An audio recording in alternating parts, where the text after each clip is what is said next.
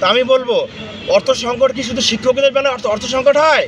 আমি বলবো শিক্ষক উপদেষ্টা মহোদয়, আপনি কি আপনার বাবার টাকা দেন?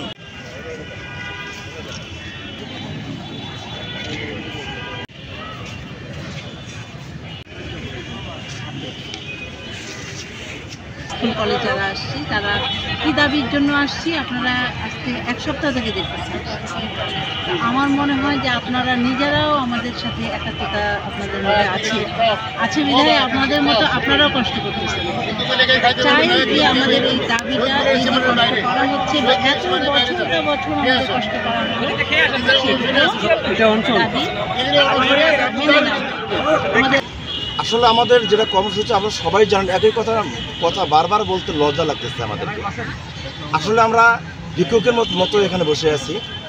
আজ থেকে ৬৮ দিন আগে প্রেস ক্লাবে আমরা একটা অবস্থান ধর্মঘট করেছিলাম, একদিনের কর্মসূচি।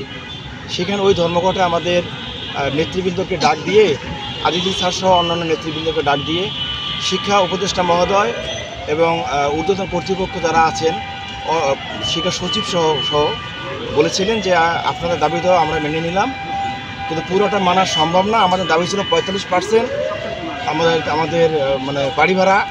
তোরা বলছে 45% দেওয়া যাচ্ছে না, 20% দেওয়া হবে এবং 1500 টাকা চিকিৎসা ভাতা দেওয়া হবে। আপনারা এটি ডিক্লারেশন দেন।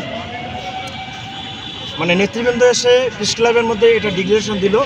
এই কথা শুনে আমরা আমাদের অবস্থান ধর্মঘট ভেঙে স্ব বিদ্যালয়ে আমরা চলে যাই। সেখানে আমরা চলে যাওয়ার পরে আমরা যোগাযোগ রাখি নেতৃবৃন্দের সঙ্গে। নেতৃবৃন্দ মানে তারা বিভিন্নভাবে মন্ত্রণালয়ের সঙ্গে কূটনৈতিক তৎপরতা তারা মানে চালাইছিল। তাদের কথা না শুনে হঠাৎ একদিন আমরা ওয়েবসাইটে দেখলাম এবং ফেসবুকে আমরা সবাই দেখতে পাচ্ছি যে 500 টাকা আমাদের মানে বাড়ি ভাড়াটা বাড়ানো হলো।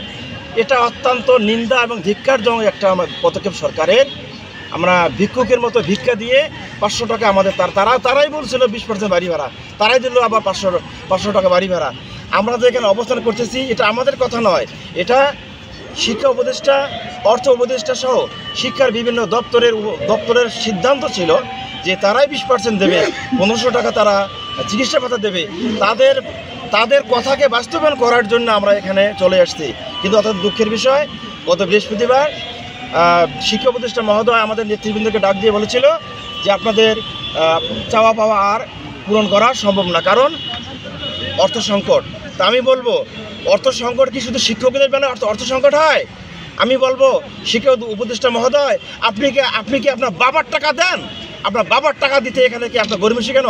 আমাদের টাকা আপনারা আমাদের দেবেন, আমাদের ট্যাক্সের টাকা, আমাদের আপামর জনগণের পরিশ্রমের ঘাম খাইয়ে তারা যে টাকা উপার্জন করে সেখান থেকে সরকার যে ট্যাক্স দেয়, এই ট্যাক্সের টাকাটাই আপনারা আমাকে দেবেন। এই টাকা দিতে আপনাদের গরিমসি কেন? আপনাদের এখন আপনাদের নেশা হয়ে গেছে, লোভ ধরে গেছে মনে হয় দেশের উপরে।